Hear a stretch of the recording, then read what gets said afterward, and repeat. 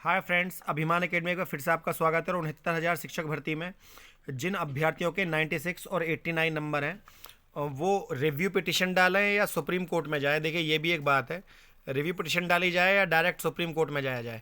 देखिए, कई बार ऐसा होता है कि डबल बेंच से जो भी फैसला आता है, डीबी मतलब डबल बेंच से जो भी फैसला आता है, डबल बेंच से ज़्यादातर फैसलों में सुप्रीम कोर्ट कहती है कि आपने उस पर, पहला क्वेश्चन यही होता है कि आपने उस पर रिव्यू पिटिशन डाली।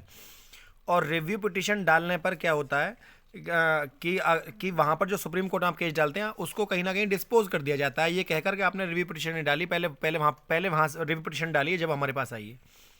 तो मेरा मानना यह है, इनके ऐसे केसों में पहले रिव्यू पिटिशन डाल देनी चाहिए डबल बेंच में, उसके बाद जो है सुप्रीम कोर्ट जाना चाहिए।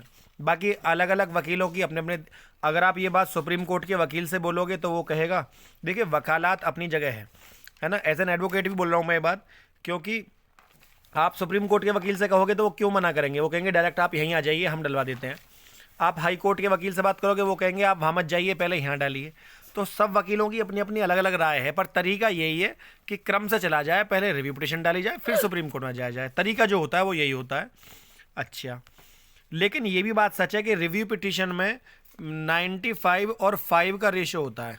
इसका मतलब क्या है? इसका मतलब यह है जीतने के 5% चांस है कि वहाँ से तुम्हें कुछ लाभ मिल जाए रिव्यू पिटिशन पे, है ना।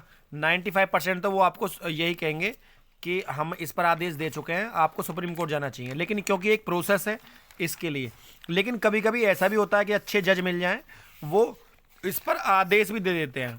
ठीक है, अब आपको कोई मूर्ख बनाए कि नहीं हम पहली बार में जीत जाएंगे, 1 महीने में आपका सिलेक्शन हो जाएगा, आपकी काउंसलिंग हो जाएगी, ऐसा कुछ होने वाला है नहीं।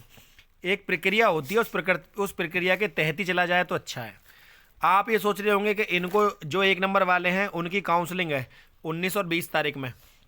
मैं आपको पहले बता चुका हूँ, जो अभ्यर्थी जुड़े हुए नहीं थे उनको उनको मेरे ख्याल से मैंने बताया भी है, ये रही 19 तारीख, है ना, 19 तारीख और 20 तारीख में काउंसलिंग कराई जाएगी। उत्तर प्रदेश अध्यापक सेवा नियमावली 1981 गठित जनपदीय समिति द्वारा जनपदीय स्तर दिनांक 19 में और 20 में काउंसलिंग कराई जाएगी। तो इसके बारे में मैं पहले ही बता चुका हूँ। मैंने आपको ये भी बताया था, पहले फेज़ में इतने लोगों की काउंसलिंग हुई, दूसरे फेज़ में इतने लोगों की काउंसलिंग हुई। 69,000 शिक्षक भर्ती में रिक्त पदों के अनुपालन में कार्रवाई की गई है।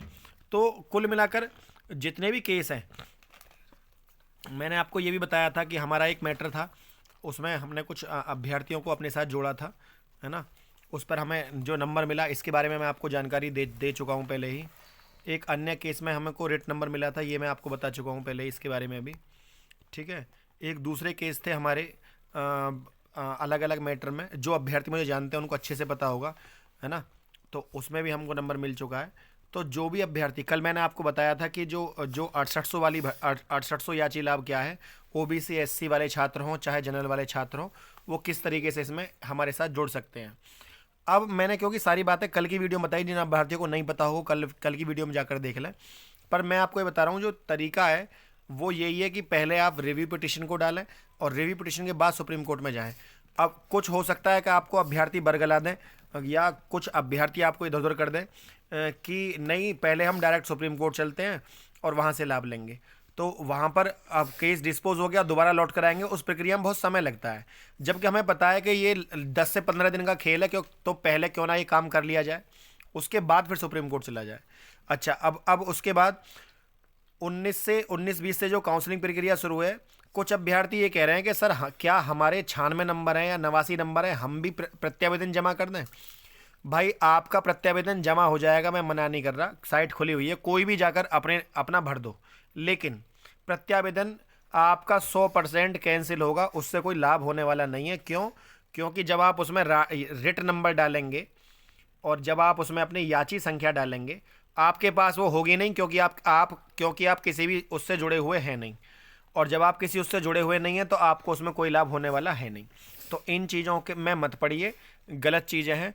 और हो सकता है कि एनटीए या कोई भी विभाग जो इसको देख रहा है, कोई भी सॉफ्टवेयर जो जिसके तहत ये चल रही प्रक्रिया, वो आपको वहाँ पर डिबार कर दे। आगे आप प्रक्रिया में किसी तरह से याची लाभ मिलो, आप ना लाभ भी ना ले पाएँ, ऐसा ना होना चाहिए। तो सबसे बड़ी बात है, बिल्कुल सही दिशा में चलिए। ऐसा ना हो कि आपको ये लालच दिया जाए कि आप 10 दिन और 15 दिन में हम आपको नौकरी दिलवा देंगे। इस तरह से कोई प्रक्रिया नहीं होती है। पहले हाई कोर्ट की प्रक्रिया है, फिर सुप्रीम कोर्ट की है। देखिए कोई भी केस पहले हाई कोर्ट में सिंगल बेंच, फिर डबल बेंच, फिर ऐसे ही सुप्रीम कोर्ट में। तो यही एक प्रक्रिया होती है। तो यदि आपको वीडियो अच्छी लगी तो वीडियो को लाइक, शेयर, और हमसे जुड़ने के लिए अगर आपकी कोई क्वेरी हो तो इस उक्त नंबर पर आप हमें कॉल कर लें या व्हाट्सअप कर लें। मैं आपका तुरंत इस बात का उत्तर दूंगा। आपको कहीं भी परेशानी आ रही हो किसी भी तरह की। वीडियो यदि आपको अच्छी लगी तो वीडियो को लाइक, शेयर, चैनल को सब्सक्राइब करना ना भूलें। आज के लिए इतना ही। जय हिंद, जय भारत।